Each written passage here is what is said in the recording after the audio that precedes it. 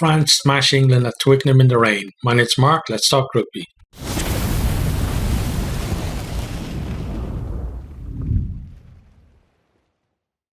England actually started this one on attack in the opening minute, but France get in there, they turn him over. Olivon makes a break. He finds Flamand.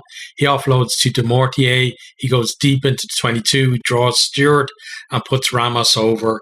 France up after a couple of minutes, converted for 7-0. Dupont then puts Aldrit through a hole and he charges it up to the 22. England can see the penalty at the breakdown. Ramos splits the point post 10-0, already looking like a difficult evening for England. England, though they do try to respond, but Dante gets over the ball to win a penalty and kill the move. Dante and Marchand, so good at the breakdown for France today. Marchand, all tournaments as well. He's been excellent. England then getting into positions, but France just great at picking that time, which ruck that they're going to attack, get in there, either get a penalty or just flood over and get the turnover.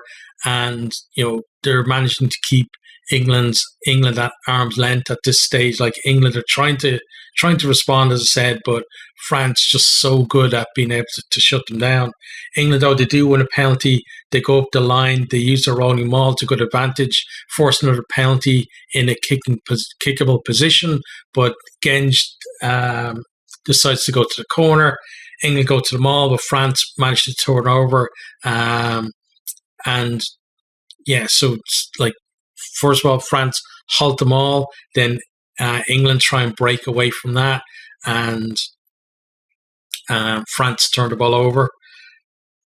France, now they come back on attack. There's some great carries, especially from Fiku. Then they kicked the ball through. I thought like Pinot could have chased a bit harder. He kind of just like jogged. But Stewart puts in a massive clearance for England from behind his own line, brings play up to halfway, but not to be undone. Shortly after that, Dupont then kicks an amazing 50-22 from the back of a ruck. France go to the front of that line out. Kroos drives to win a couple of meters up the line. They recycle it and they go through the phases.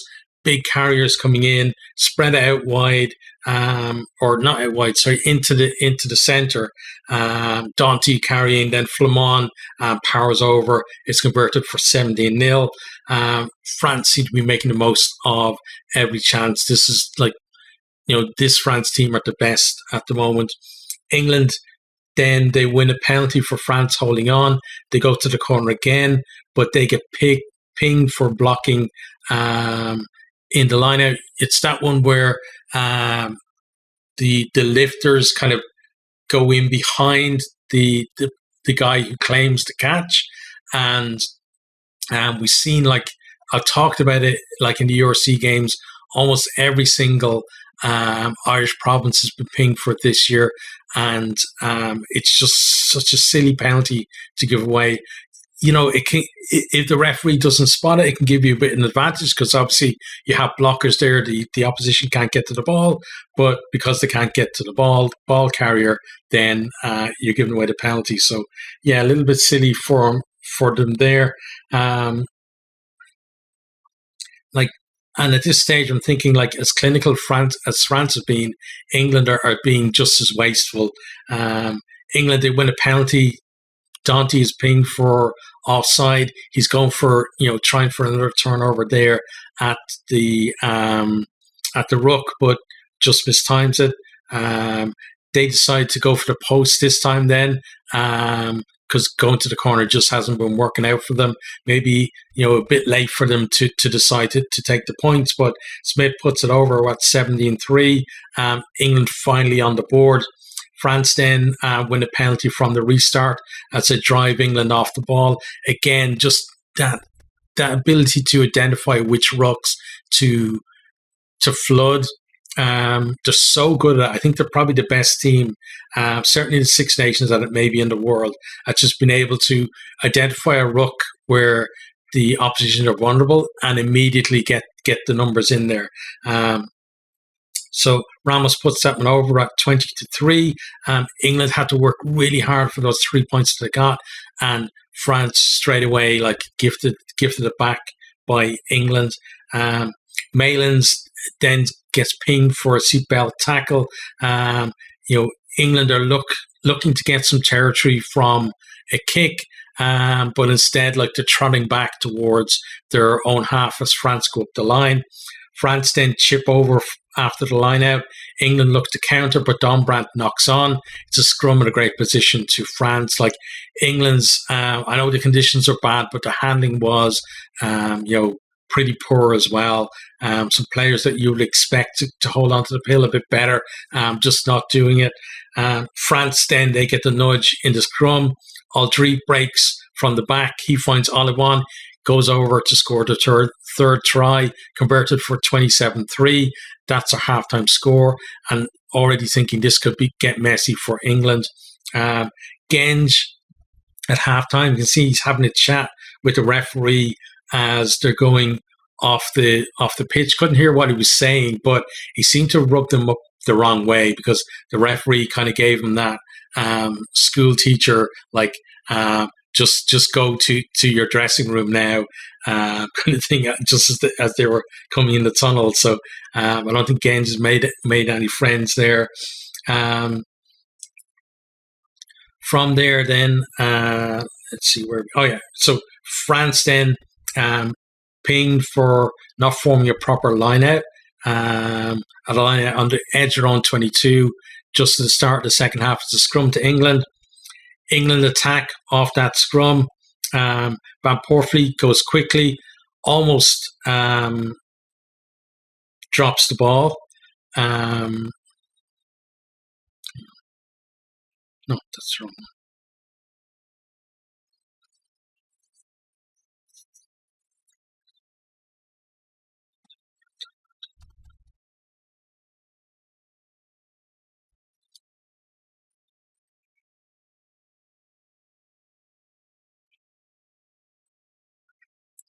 Into the second half, then France get pinged for not forming a proper line at the line out.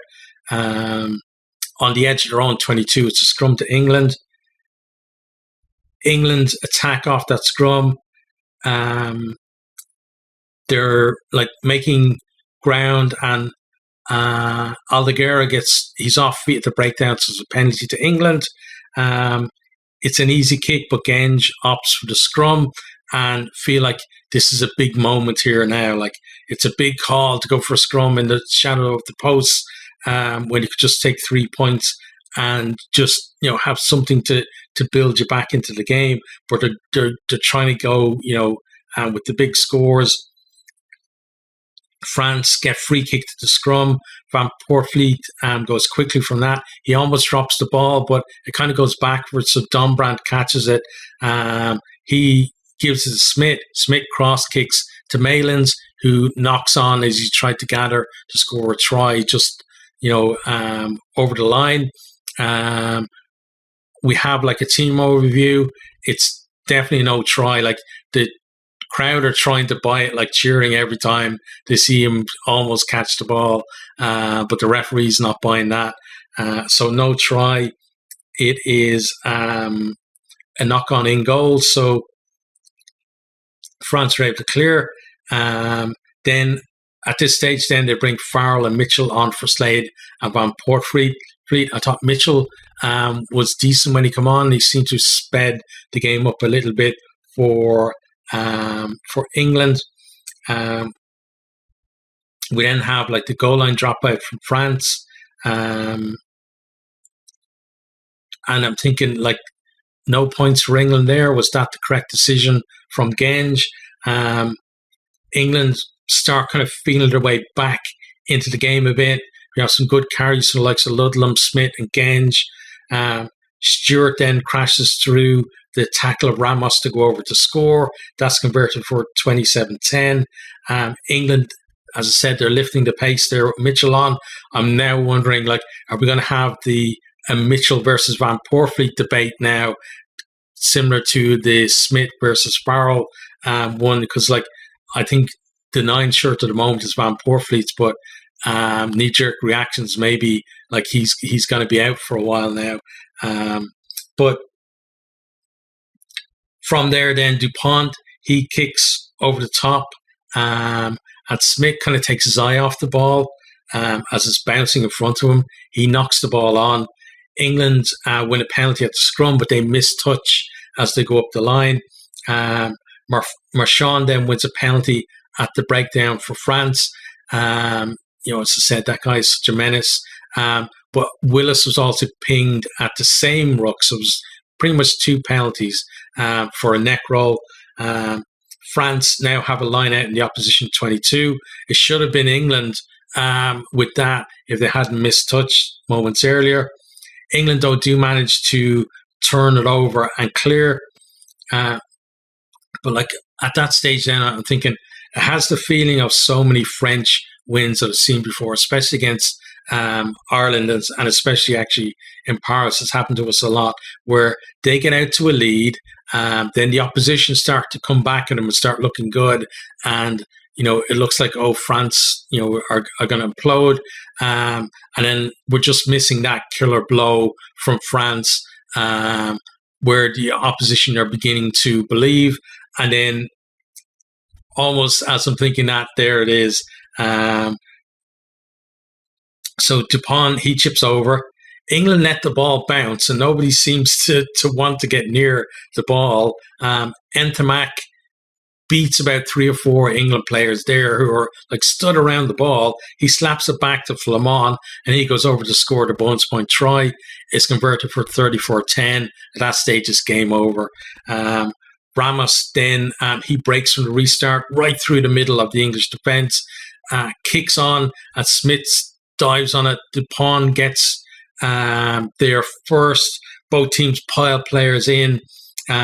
France managed to lift Smith and drive him back over his own try line. He tries to get back over to prevent it being a 5-meter scrum, but what actually happens is Olivon reaches over the ruck and grounds the ball to score the try. Ramos converts this one from out wide. We're at 41-10. England then bring on reserve hooker Jack Walker for Lawrence in the centre, so he got injured. So, like, if things were bad before for England, they're just going from bad to worse. England are trying to keep holding the ball, but they're just going like side to side. There's no cutting edge to their attack at all. You can see like that. Smith's not playing with confidence there, and there's nobody really there around him either trying to lift the team. France claim an England kick. Dupont, he makes a break and then kicks deep. Smith this time carries the ball over the try line and grounds it, maybe thinking of the error that happened just before that with the other try. And I'm just thinking he looks absolutely dejected there, and it's got to be tough for a young guy like him, in a position like that. And hopefully there are people there, in that England setup that are going to lift him back up after this. But it's a 5-meter scrum to France. France attack as the ball kind of squirts at the back of the scrum. England managed to get in at the next ruck and turn the ball over. They're trying to get themselves a score at this stage for a bit of pride, but it kind of has the feeling of like a teenager holding off, like, just a little kid, like at arm's reach with his hand on the top of his head. That just feels like the disparity between these two teams in the moment. France, though, they knock on in the shadow of their own post. England then win a penalty at the scrum. They go quickly. But France claim it. But then just as they kind of try to move the ball out of the 22, they get pinged for offside. England then go to the corner, but then they knock on and France are able to clear. It's just mistake after mistake from England, even when they're getting in positions just for consolation scores. Then the ball pings about a bit. like nobody really like taking charge. But France, they're kind of going backwards as England. England are coming up with them, but it's a broken line, and Ntamack holds off Farrell with like his left arm and then offloads at the back. He almost felt like he wanted to almost do it. He was waiting almost for Farrell to come to be able to do that. But then France, with a lovely cross kick to Pinot, he collects it, outpaces Dombrandt, and then he just cruises past Stewart, who like maybe like they're just well beaten and he doesn't want to sprint or whatever, but it looked like there was no chance of him covering that at all. It's converted for 48-10. Then at the restart, France win a penalty. Jalabert, he misses touch, but it doesn't matter because Stewart then, he collects the ball just outside his own 22, kicks it back up to where Jalabert was, but kicks it out in the full. So it's a fly annoying me there. It's a line out to France, pretty much where they would have had for the penalty anyway. France then attacked from the line out, and they just cut England to pieces just by like nice hard running lines, fixing the defence and just passing it, put it through the hands. Pernod is on the outside, he's got space. He goes over and France past the 50 mark. Conversions misses 53-10.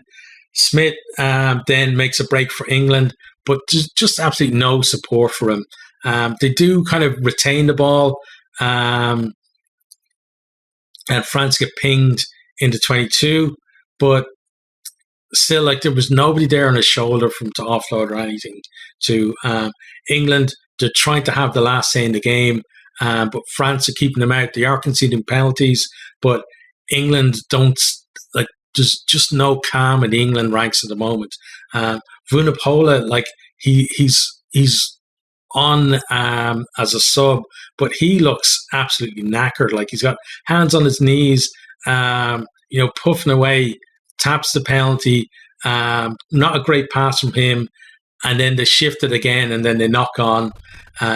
France then win a penalty from the final scrum of the game. They kick that out. It's 53-10. We finish. It's a record win for France over England and a record defeat for England in the Six Nations. But what a performance from that French team. Now, let's have a look at some stats. So possession was 51-49 in favour of England, and territory 58-42 to England, but like, have more of the ball and more of the territory, couldn't do anything with it. Clean breaks, this is really is a telling stat. 1 for England, 9 for France. And France, it seemed like all of those clean breaks led to something positive for them. I think England's maybe only clean break must have been that Marcus Smith break there towards the end, where there was nobody there for him. Offloads, 1 for England, 12 for France. We've seen before where France almost just offload for the sake of it, but some of the offloads today, like the first try, definitely came from, like, in the build-up, we had offloads there. Also like the Ntamack one, for the cross kick for Pinot's try as well, and a few others in there too. Like, so really positive for them today. Scrums then 5 from 5 for England, 4 from 9 for France, but England had dominance in the scrum most of the game, but it didn't really matter because they just couldn't hold on to the ball, and every time something would go their way, they would do something to basically reverse the position that they're in. Tackling percentage then 82% for England, which is fairly low. France at 86, which isn't like, the likes of Scotland are up at about 90% as a kind of comparison, but still much better than England in defence today. In terms of then where the teams here, so like England looked second best for most of the game. They're not going to take many positives from this one. They're going to have to regroup. I think they're going to be fired up though when they go to Dublin, and I think a lot of that is going to be about how that game starts. If England can get a start in that game, everybody obviously now is expecting Ireland just to thump them, but that you can get situations like that where it's expected that that's what's going to happen, and suddenly England turn up and the script goes out the window. And for France, absolutely sublime at times. And on this form, you can see why they're favourites for the Rugby World Cup this year, and they're still in with a chance to retain their title.